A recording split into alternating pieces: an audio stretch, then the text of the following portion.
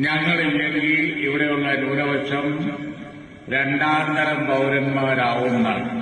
ഇവിടുത്തെ ന്യൂനപക്ഷം രണ്ടാം തരം പൌരന്മാരാവുന്നു എന്ന് പറയാൻ ഇവരാരാണ് എന്നാണ് എനിക്ക് ചോദിക്കുന്നത്. ഇവരെ കൊണ്ടുവരുന്നവർ എന്തധികാരമുള്ളത്?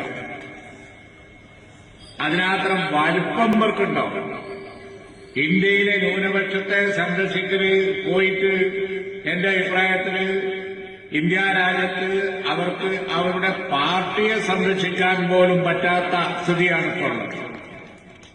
ത്രിപുരയിലും ബംഗാളിലും അതുപോലെ തന്നെ തമിഴ്നാട്ടിലും ഒക്കെ അവരുടെ പാർട്ടി കോൺഗ്രസിന്റെയും DMK-യുടെയും ഒക്കെ സൗജന്യത്തിലാണ്. അപ്പോഴാ പറയുന്നത് കേരളത്തിൽ പരസ്യം ചെയ്തിരിക്കുകയാണ്. എന്താ പരസ്യം? ന്യൂനപക്ഷം രണ്ടാം തരം പൌരന്മാരായി പോവും. ആരാ പറഞ്ഞത് അവരോട്? ഇവിടെ ന്യൂനപക്ഷം അങ്ങനെ ഒരു ചിന്ത വേണ്ട, നിങ്ങൾക്ക് അങ്ങനെ ഒരു തോന്നൽ വേണ്ട, ഒന്നാം തരം പൌരന്മാര് തന്നെയാണ്. നിങ്ങളുടെ സൗജന്യത്തിലല്ല.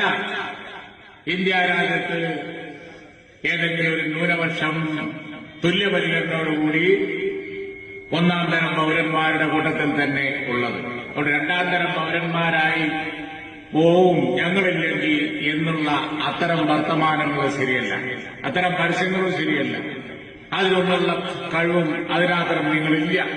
കേരളത്തിന്റെ അതിലുള്ള പശ്ചിമഘട്ടം കടന്ന നിങ്ങളെ മഷിട്ട് നോക്കിയാൽ കാണൂല, എന്നിട്ടല്ലേ നിങ്ങൾ സംരക്ഷിക്കല്. അപ്പൊ ഇടതുപക്ഷത്തെ സംബന്ധിച്ചിടത്തോളം അതിന് കഴിയില്ല. അവർക്ക് അതിനുള്ള വലുപ്പമില്ല. അതിനുള്ള വലുപ്പം ഇന്ന് ഇന്ത്യ മുന്നണിക്കേ ഉള്ളൂ.